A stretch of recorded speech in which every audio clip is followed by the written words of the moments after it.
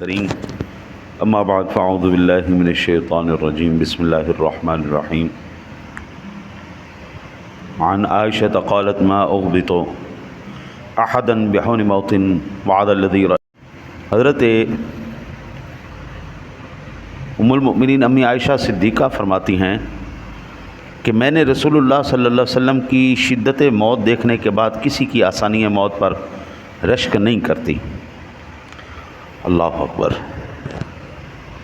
وعنہا قالت رأيت النبي صلی اللہ علیہ وسلم وهو بالموت وعنده قدح فيه ماء وهو يدخل يده في قدح ثم يمسح وجهه ثم يقول اللهم أعني على مسكرات الموت أو سكرات الموت رواه الترمذی وابن ماجہ۔ اور اماں جی ہی روایت فرماتی ہیں کہ میں نے نبی اکرم صلی اللہ علیہ وسلم کو وفات کی حالت میں دیکھا، آپ کے پاس پانی کا پیالہ تھا، آپ پیالے میں ہاتھ ڈالتے، پھر چہرہ انور پر پھیر لیتے اور عرض کرتے الہی موت کی سختیوں یا دشواریوں میں میری مدد فرما۔ اس کائنات عالم میں اماں جی کہتی ہیں کہ جتنی تکلیف میں نے حضور کو وصال کے وقت دیکھی ہے، اس کے بعد مجھے کبھی کسی سے نہیں فرق پڑا کہ اس کی آسانی سے جان نکل گئی یا سختی سے جان نکل گئی۔ جس تکلیف میں میں نے حضور کو دیکھا ہے، اور حضور پھر یہ ارشاد فرماتے تھے کہ اللہم اعنی علی مسکرات الموت او سکرات الموت، اے اللہ موت کی سختیوں دشواریوں پر میری مدد فرما۔ اللہ اکبر۔ حضرت جتنا بڑا منصب ہوتا ہے پھر آزمائش بھی اتنی بڑی ہوتی ہے۔ ایک عام آدمی ٹھوکر کھا کے گر جائے یہ کوئی اتنی بڑی بات نہیں، لیکن ایک وقت کا حاکم ٹھوکر کھا کے گرے گا، پوری قوم اس کے ساتھ گرے گی۔ ایک رہنما گرے گا، اس کی ٹھوکر کھانا اور چیز ہے، عام آدمی کی ٹھوکر کھانا اور چیز ہے۔ عام آدمی جب عمل کرے گا اس کو اس کے مطابق اجر دیا جائے گا، لیکن جب ایک حاکم وقت عادل جس وقت ایک فیصلہ ایمانداری اور عدل پر مبنی کرے گا تو سارا وہ مجاہدین جو سرحدوں پر حفاظت کر رہے ہیں ان سے زیادہ اللہ اس کو ثواب عطا فرمائے گا۔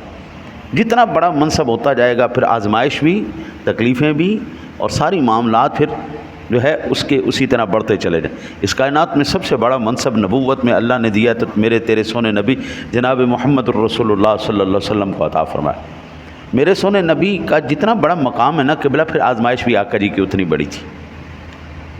عام بندہ جس وقت مرتا ہے اس کی موت اور اس کی آزمائشیں، اس کی دشواریاں وہ اور ہیں، لیکن جب جناب رسالت مآب صلی اللہ علیہ وسلم پر اللہ کا یہ امر پورا ہوا پھر کیفیتیں کچھ اور تھیں۔ یہ احادیث میرے سامنے ہیں۔ آقا جی نے پیالے میں پانی رکھا ہو تو بار بار آپ ایسے چہرے انور پر، سر انور پر، شدت بخار اتنی زیادہ تھی۔ پیچھے ہم نے حدیث پڑھی ہے آپ لوگوں کو 102 بخار ہوتا ہے، حضور کو 2 بندوں کے برابر بخار ہوتا تھا، یعنی کہ 208 پہ جا کے اتنی شدت کا بخار۔ اور پھر یہ یاد رکھیے اللہ والوں کے اوپر جو آزمائشیں آتی ہیں وہ اللہ کی ناراضگی کا سبب نہیں ہوتی، وہ اللہ تعالیٰ کی طرف سے ان کی درجہ بلندی درجات اور بلندی مقام کا سبب ہوتی ہیں۔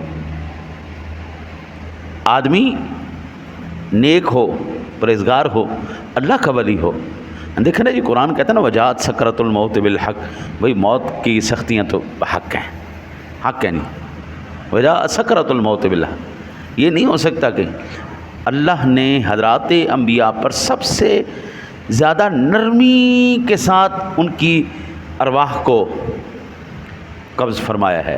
یہ امر حضرات انبیاء پر سب سے، میں نے شرح صدور کے اندر پڑھا، حضرت سیدنا موسیٰ کلیم اللہ علیہ نبینا علیہ الصلوۃ والسلام جب اللہ کی بارگاہ میں حاضر ہوئے تو اللہ تعالیٰ نے پوچھا موت کو کیسا پایا؟